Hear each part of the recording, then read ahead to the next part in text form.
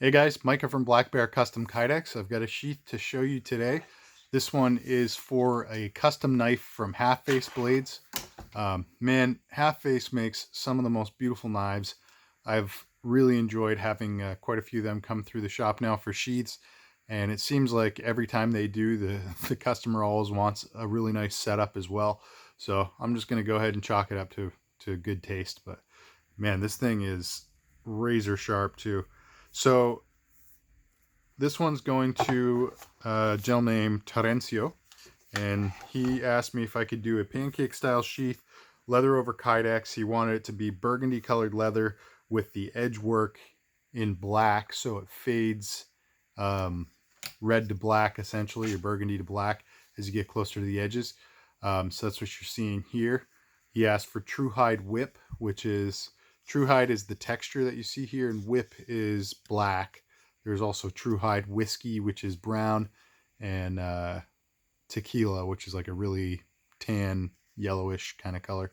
So true hide whip, I love the look of whip against real leather. I just think it's a really classy look. The plate here on the front literally is just to give you more of an accent in that true hide, as well as to put the logo on there on the face of it. It is totally optional. It does nothing functional for the sheath. It literally is just there for a look. I personally think it looks really nice, but Terencio, if you want to move that, brother, you obviously can do that. This is a dangler setup. He asked if I could make it an ambidextrous dangler. So the best way to do that, in my opinion, is either with the Tech-Lock clasp dangler. You guys are familiar with that. It's a Tech-Lock mounted to your sheath, and then I invented just basically a D-ring Kydex loop like this, only it's the perfect thickness, width, and all that to lock directly into the Tech-Lock. So you just close it in there. That is automatically ambidextrous. So that is my favorite way to get an ambidextrous dangler. But if you're going with no Tech-Lock, as this system does, then you're going to want just a plate on the back of it. So the plate has another inherent advantage, which is that if you want it to, it can actually work with molly locks. So if you ever decide, hey, I want to mount this to a pack and, carry it like that with mollies, you can absolutely do that. This particular one, let me just double check it. I'm 99.9% sure. Okay, it is just shy of 3 inches from side to side, but that means it's close enough to work. So if you wanted to, you can mount mollies in these eyelets, molly locks, and you'd be able to mount this on a pack. One thing to note, you can probably notice from the plate on the front, the plate is not actually symmetrical, nor are the eyelets perfectly aligned. That was one thing that I try to do with every system, is get the eyelets to be perfectly vertical on top of one another, so that you could do things like just throw molly locks on there and have no issue. You can still do that with this. It's just going to sit slightly, ever so slightly canted. The reason that I didn't do it to this is that occasionally you wind up with the geometry of a blade, and you have to choose as the maker between whether or not you want your eyelets to work, be positioned for the carry, or if you want them to be positioned for the retention.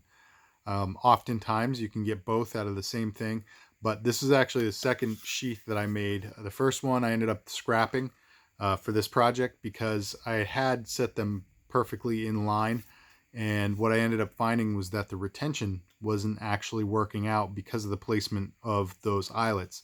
And yes, you can, for anybody out there who does Kydex work and is, kind of poo-pooing what I'm saying, yes, you can reheat the opening a little bit and try to pinch it more and, add retention or alleviate some of the retention, whatever you need to do to make it perfect, which I did. I tried, but everything I did, and I'm pretty good at doing that whole, like, heating it after the fact and getting it all to work, but nothing I did resulted in quite the retention that I thought would be perfect for this sheath. So I said, you know what, I'm just going to start over and make it absolutely spot on. And I think that's what I've done here. So, all right, so you can put molly locks here on the outside. You also could get rid of the plate altogether and just rock the molly locks directly on the edges of the sheath if that's what you want to do. So obviously, if you want to switch sides, you can do that. What I do with this type of plate, technically you could flip it around and make it work, but what you want to do is basically imagine if you're setting the sheath down like that and just picking the plate up and putting it down on the opposite side, everything facing exactly the same way.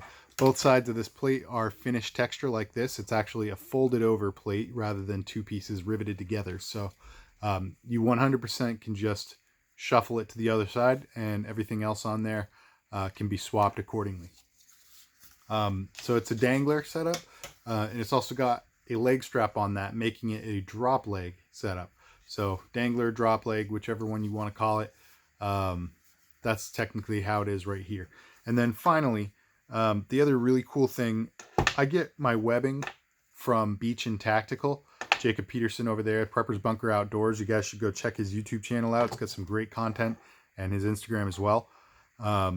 But he actually technically is more of a sling designer. That's his primary focus. And I got a bunch of, he and I kind of co-designed some, we call them just arms, webbing arms. And these were originally meant to be part of my chest harness setups.